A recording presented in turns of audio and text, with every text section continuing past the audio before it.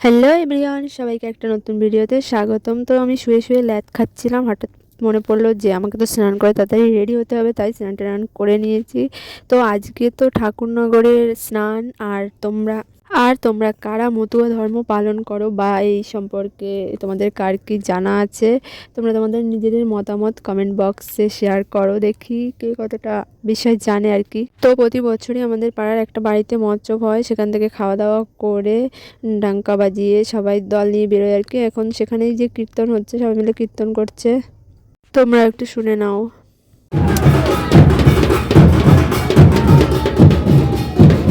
ও কীর্তন হয়ে গেছে, এবছরটা অনেকটা দেরি হয়ে গেছে, কীর্তন শেষ করতে করতে প্রায় 4টে সাড়ে 4টে কাছাকাছি বেজে গেছে। আর সবার তো খিদেও পেয়ে গেছিলো। আর এইখানে দেখো, বাড়ির ভেতরে খুব একটা জায়গা নেই, অল্প জায়গা, তাই আর কি এই ঢালাই রাস্তার পাশেই খেতে বসানো হয়। প্রতি বছরই বসায়, ভালোই লাগে, বেশ খারাপ না, পরিষ্কার থাকে রাস্তা।